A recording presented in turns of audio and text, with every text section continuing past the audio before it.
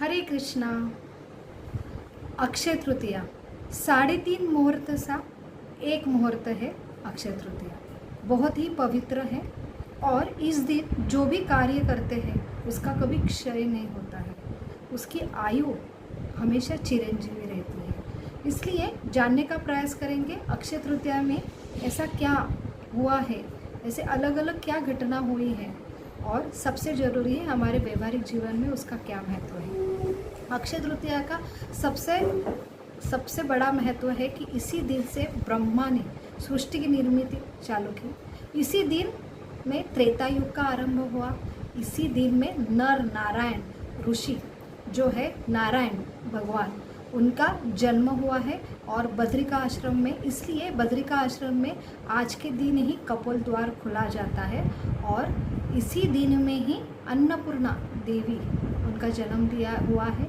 और इसी दिन भगवान श्री कृष्ण और उनके मित्र जो है सुदामा, उनकी भेंट हुई थी और उन्होंने एक 3 मुट्ठी जो पोहा है उसके बदले में इंद्र का ऐश्वर्य उनको प्रदान किया था। इसी दिन जो है अक्षय पात्र जो है कभी नहीं उसका क्षय होता है, ऐसे अन्न प्रदान करने वाला पात्र जो द्रौपदी को भगवान सूर्यदेव ने प्रदान किया था। यही वो दिन है जहाँ पे भगवान परशुराम जो है शक्ति आवेश अवतार, उनका आज जन्म हुआ है। जो जमदाग्नि जो सप्त ऋषि में एक ऋषि है, उनके पुत्र 5वें पुत्र के रूप में भगवान ने जन्म लिया है और वो चिरंजीवी है, सारे का युग में उपस्थित रहते हैं। ऐसे परशुराम जी का आज का दिन है, वो जो जन्म तिथि के रूप में मनाया जाता है। और इसी दिन में कुबेर जी को आज का कोषाध्यक्ष जो है ट्रेजर का उनका जो स्थान मिला था, इससे पूरी इन स्वर्ग की संपत्ति के कोषाध्यक्ष के रूप में उनका आज का पोस्ट उनकी पक्की हुई थी, वो आज का ही दिन है। और ऐसे अलग अलग विधियाँ आज के दिन संपन्न हुआ है। तो हम जानने का प्रयास करते हैं कि ऐसे आज का जो शुभ मुहूर्त है इसमें सारी भौतिक उपलब्धियाँ सबसे उच्च है, श्रेष्ठ है। जो स्वर्ण जो एक हमारे क्या है, ऐसी जो भौतिक चीज़ है उसके लिए उससे ऐश्वर्य मापा जाता है। अगर वो आज खरीद करे और ख़रीदी की तो उसका कभी क्षय नहीं होता। इसलिए सोना खरीदने का आज हमारे जो भारतीय संस्कृति में रीति रिवाज है। लेकिन इससे भी और ऐसा कुछ है, अगर आज वो विधि की तो उसका कभी क्षय नहीं होता है। और बुद्धिमान लोग वो विधि करते हैं, वो जो है कि भगवान की आराधना और भगवान से संबंध स्थापित करना, ये सबसे बड़ा जो हमारे विधि विधान हमें देते हैं कि हमने आज के दिन दान तप और यज्ञ करना चाहिए। और उसका मेन जो आधार है भगवान विष्णु की प्रसन्नता। और भगवान विष्णु जहाँ प्रसन्न हो वहाँ पे सैकड़ों लक्ष्मियाँ, इसलिए ब्रह्मा जी ब्रह्म संहिता में कहते हैं लक्ष्मी सहस्र शतसंभ्रम सेव्यमानम गोविंदमादि पुरुषम तमहम भजामि। जहाँ पे भगवान विराजित है, प्रसन्न है, वहाँ पे उनकी सखिया लक्ष्मी वहाँ पे निवास करती है। इसलिए बुद्धिमान व्यक्ति भगवान विष्णु के प्रसन्न हेतु कार्य करते हैं। तो ऐसे कौन से कार्य हमने करने चाहिए? तो सबसे बड़ी चीज़ है यज्ञ जो है हरिनाम यज्ञ, भगवान का नाम। हरे कृष्णा कृष्ण कृष्ण हरे हरे, हरे राम राम राम हरे हरे। ये जो है भगवान ने खुद चैतन्य महाप्रभु ने 16 अक्षरी मंत्र दिए हैं और उसका बृहद नारदीय पुराण में ही उल्लेख आता है। कल नास्ते व नास्ते व नास्ते गति अन्यथा। इसका मतलब है कि हरिर नाम के एव केवलम, बस ये जो 16 अक्षरी नाम है उसके अलावा और कोई पर्याय नहीं है और कोई आपकी गति नहीं है। आपने अगर ये मंत्र जाप किया तो उसका अर्थ है हे भगवान की शक्ति है, राधा रानी है सर्वश्रेष्ठ शक्ति, ये भगवान की पराशक्ति हमें आपके सेवा में संपन्न करो। और अगर ये हमारा मूल संबंध भगवान से स्थापित होता है तो उससे हमारी शाश्वत स्थिति, जो भगवान के मूल हम गोलोक वृंदावन धाम में स्थित हो सकते हैं, वो हमारी स्थिति के लिए हमने यज्ञ करना चाहिए, उसके लिए हमने ज्ञान का दान करना चाहिए, और उसके लिए ब्राह्मणों, जो ब्राह्मण ये शिक्षण देते हैं, उनके लिए हमने दान देना चाहिए। और सबसे बड़ी है तपस्या, जो हमने विधि विधान का पालन करना चाहिए। जो निषिद्ध चीज़ है उसका हमने निषेध करना चाहिए, मांसाहार नहीं, व्यभिचार नहीं, जुआखोरी नहीं, नशापान नहीं है, इससे हमें दूर रहना चाहिए। और जो चीज़ नियम है जो करना चाहिए, भगवान का नाम जप करना चाहिए, बस कोई भी हेतु न रखे, अहेतु की अप्रतिबद्धता, ऐसे भाव में भगवान को पुकारना चाहिए। और यही मेन स्वरूप है अक्षय तृतीया का, जो है भगवान का और हमारा संबंध स्थापित होना, वो सही रूप से अक्षय प्रदान करता है हर हमारी चीज़ के लिए। और इसलिए ये महत्व है अक्षय तृतीया दिन का। तो इसलिए सारे जो सुमेध है, जब से बड़ी बुद्धि है और ऐसी अच्छी बुद्धि वाले लोग ऐसे चीज़ के लिए प्रयास करते हैं जो उसका कभी क्षय नहीं होता है। इसलिए स्वल्पम अपस्य धर्मस्य त्रायतो महतो भया, ऐसी छोटी सी भी चीज़ आज करें, भगवान का नाम ले, और ऐसी कामना से लिए है भगवान बस आपकी सेवक बनना है, आपकी सेवक बनने की हमारी इच्छा है, और आपके सेवा में मुझे क्या करो, आप स्वीकार करो, ये भावना से जप करना है। ये निस्वार्थ भावना है जो हमारी सही स्थिति है, जो शाश्वत आत्मा की सही स्थिति है, और उसे ही आत्मा का स्वभाव अध्यात्म का सही अर्थ है। तो वो जानना और उसके लिए प्रयास करना, इसलिए हमने ये विधि का पालन करना चाहिए। तो ये विधि एक साइंस है। अगर ये रोज़ नित्य नियम से हम करते हैं और कुछ नियमों का पालन करते हैं, जिससे हमें ये भगवान का साइंस, भगवान की अनुभूति हमें जागरूक होती है, भगवान का संबंध हमें प्रस्थापित होता है। आज ये नश्वर जो जीवन है उसमें हम सारे जीव दुखी होते हैं। क्यों? हम खुद को शरीर समझते हैं, मन समझते और बुद्धि समझते, अहंकार समझते और उसकी क्रियाकलाप करते हैं। लेकिन शरीर से प्राप्त करने वाला आनंद है, जो सेंसेस द्वारा आनंद है, वो भी नश्वर रहता है, लेकिन वो इजीली प्राप्त होता है, इसलिए उसके ऊपर विश्वास रखना बहुत आसान होता है, लेकिन वो नश्वर है। और उसमें शुरू में आनंद है, लेकिन उसके बाद क्या है, दुख है। और मन के द्वारा आनंद, थोड़ा उसके लिए थोड़ा विकास करना पड़ता है मन का, तभी हमें मन का आनंद की अनुभूति होती है, लेकिन वो भी क्या होता है, नश्वर होता है। उसके बाद भी हमें हेडेक होता है बहुत देर तक, हम अगर मन चाहे चीज़ मनोरंजन करें, मूवीज़ देखें, लेकिन उसके भी ऊपर आनंद है, बुद्धि का आनंद है। वैज्ञानिक है वो बहुत ही अपनी खुद का मेंदु का विकास करके रिसर्च करे तो उसमें उनको बहुत आनंद मिलता है, लेकिन शरीर समाप्त होने के बाद वो भी क्षयदायी होता है। वैसे ही उससे भी ऊपर एक आनंद है, आध्यात्मिक आनंद है, जो आत्मा का आनंद है, परमात्मा का आनंद है।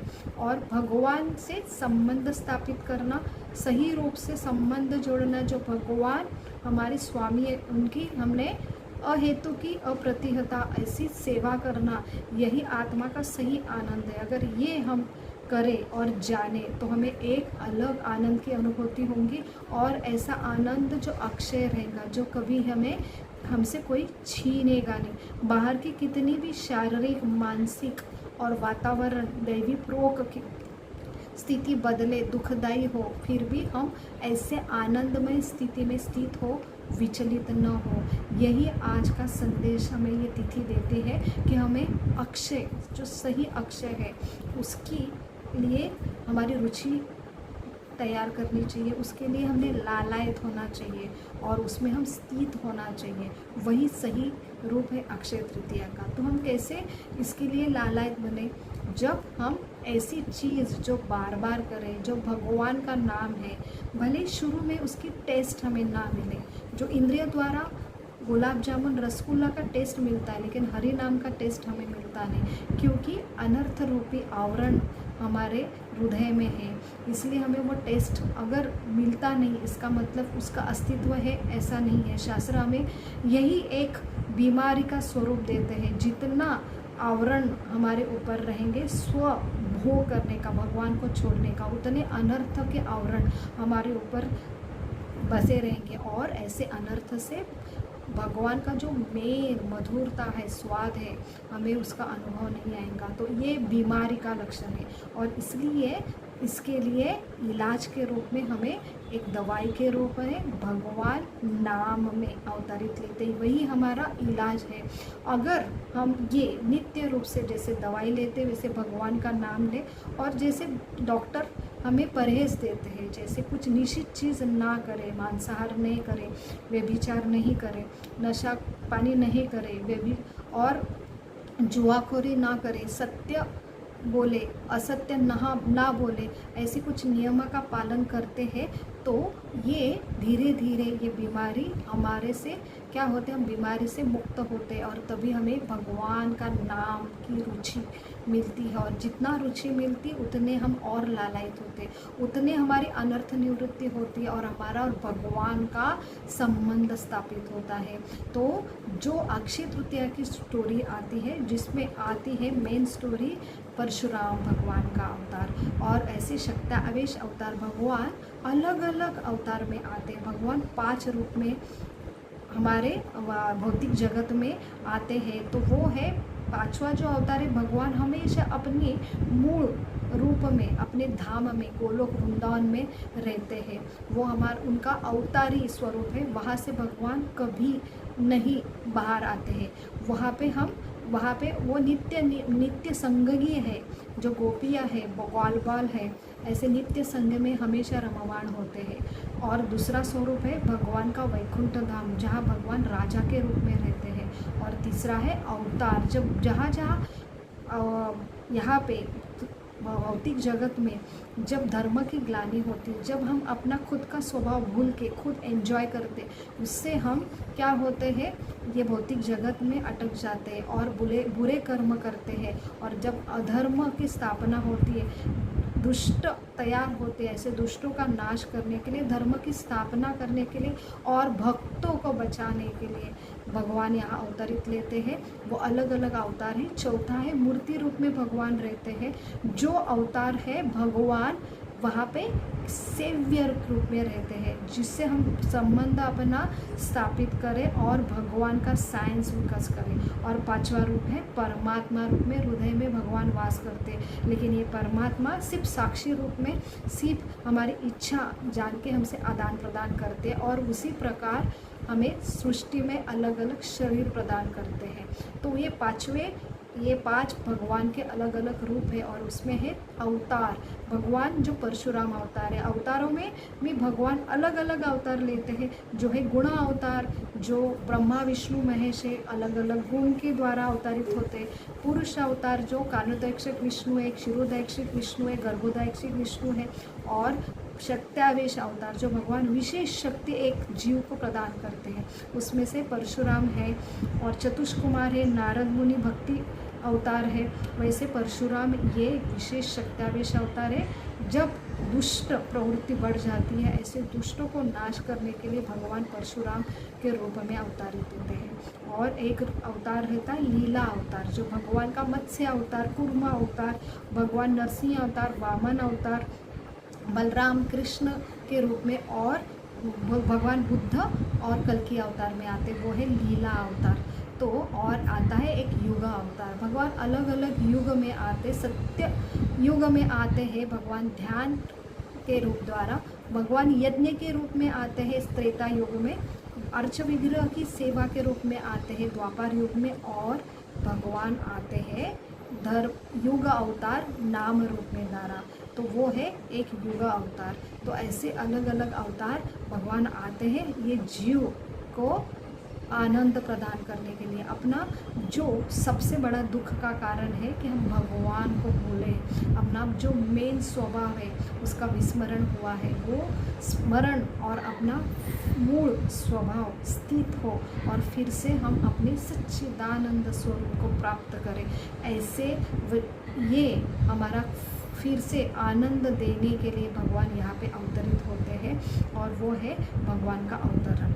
आज के दिन ही गंगा माँ ने यहाँ पे पृथ्वी पे अवतरण लिया था, जो भगीरथ महाराज ने अपने पूर्वजों का, अंशों का उद्धार हेतु उनको यहाँ पे प्रकट किया था अपने तप के बल के ऊपर। तो आज का ही दिन है, तो जहाँ पे हमें भगवान स्मरण करते हैं और अलग विधि विधान हमें स्मरण देते हैं कि जो आज की विधि है लक्ष्मी नारायण का और कुबेर जी का हमें पूजा करना चाहिए। तो सबसे बड़ा है, सारी विधियों का एक ही प्रयोजन है, भगवान विष्णु का प्रसन्नता, वही सब यज्ञ के स्वामी हैं। तो भगवान विष्णु प्रसन्न हो तो हमारा मूल संबंध जागृत होता है, हम सात्विक होते हैं, हमें ज्ञान आता है, हमारा सही स्वरूप समझता है, और हम ये नश्वर जो हमारा लोक है उसमें हमारे स्वतंत्र भोग करने की इच्छा से हम यहाँ पे अटके हैं, उसका स्मरण हो के हम